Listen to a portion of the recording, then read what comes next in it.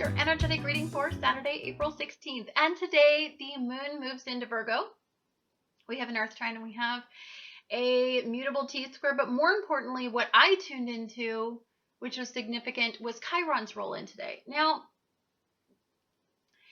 Chiron's roll in today interested me because Chiron right now is in a beautiful sextile with Pluto and Capricorn, and Pluto and Capricorn is involved in this Earth trine.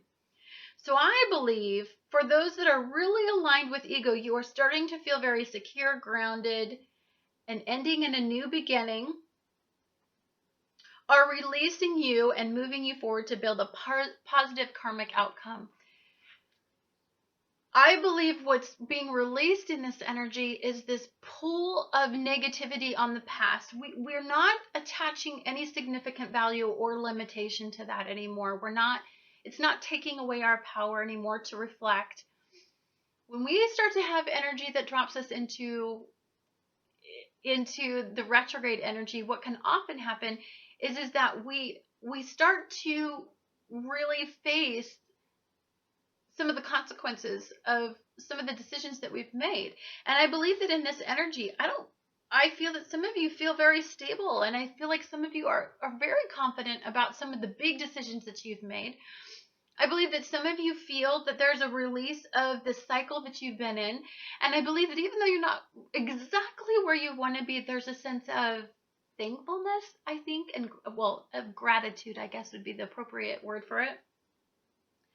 So I feel like it's like you're a snake shedding your skin in this energy, and now you will be able to expand in the new skin, and you will be able to grow in this energy. I believe that you are detoxifying your mind and the attachment that you have to toxic mindsets. I believe that many of you are making progression and really making some powerful changes. You're really opening yourself up to creating that stability that everybody so deeply desires in a lot of this energy.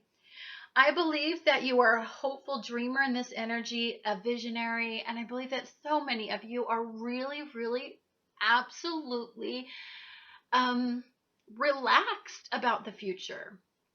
There's not that fire in you to change it for some of you, because guess what? You're starting to see what it's like.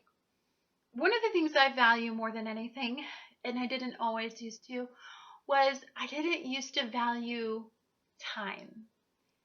I think that if I sit on something long enough and it still feels relevant, I still feel intuitively like I'm being guided to do whatever it is that I'm thinking about, or to have, or to acquire, or whatever, then I believe that it stood the test of time.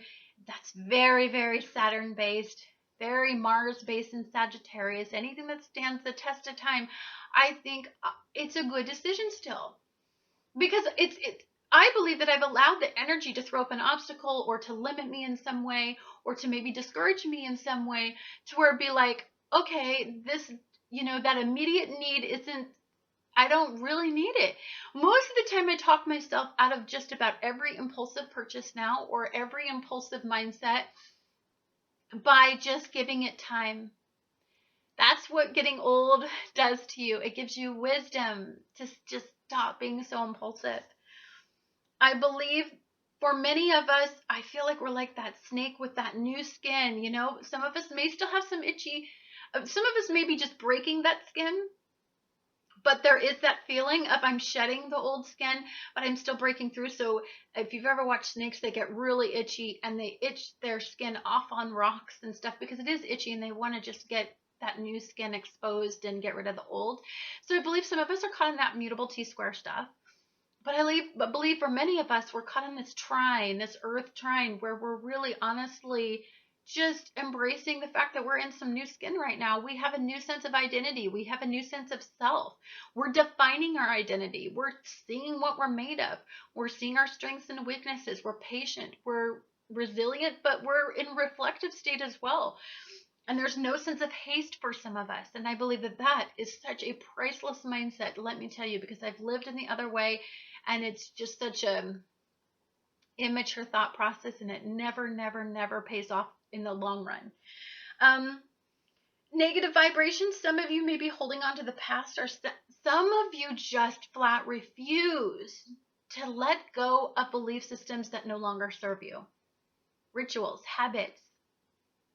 Some of you, if you are hitting obstacle after obstacle after obstacle, and what you are being faced with is some sort of pattern from the past, or some sort of ramification that's reminding you of past patterns, some of you are refusing to let go. Now remember, Chiron is working really hard to have us have that realization of where our wounds lie, where our limitations lie. We have to be realistic.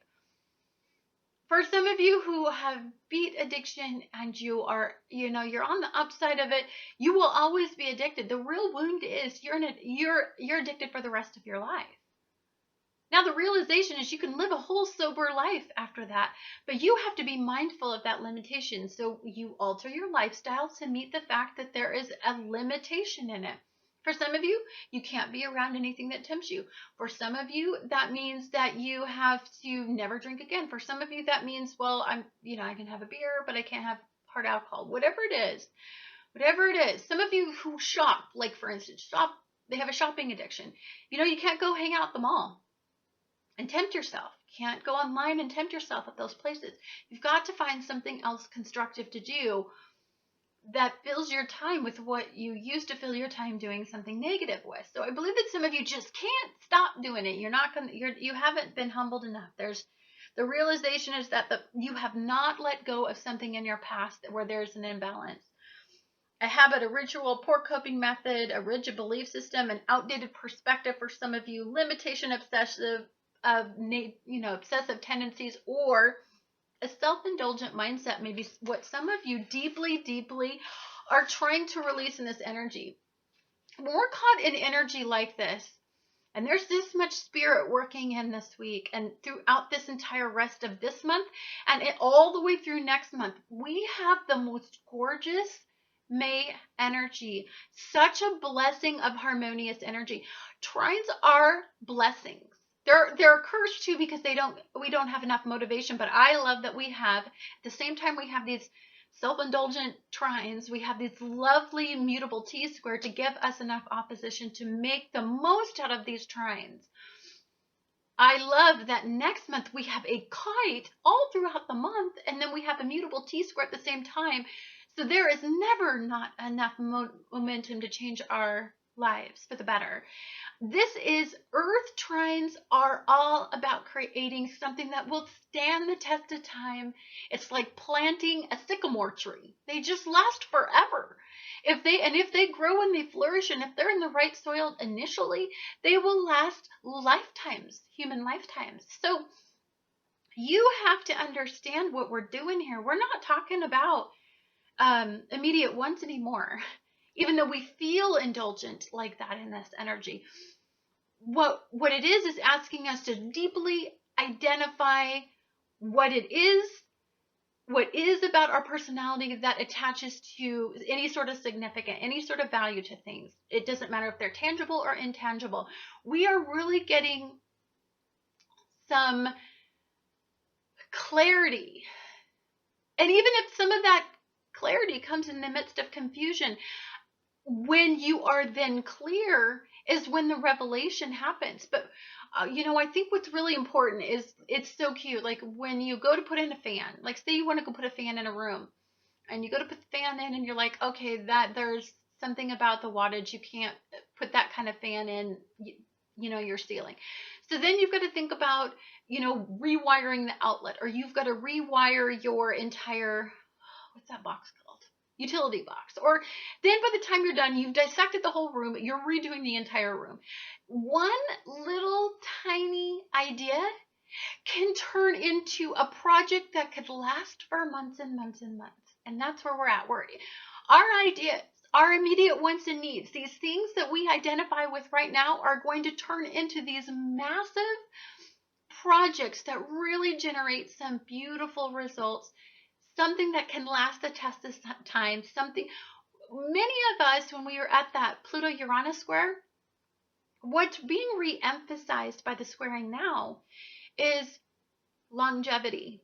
We're not interested in doing anything right now that doesn't give us some sort of long-term result for the future, for futures to come. That's what we're asking ourselves. That's what we're identifying ourselves with. And I believe that if some of us are still caught in those rituals and habits and routines that make us run around like a hamster on a wheel, we need to release those. And that's what Chiron's here helping us do. So there is a lot of beautiful energy. Don't get lost in this energy. Don't think that this energy defines anything, because I tell you it doesn't. But it does start the wheels in motion for really amazing outcomes in the future. Have a wonderful, wonderful day, and I look forward to talking to you guys again tomorrow.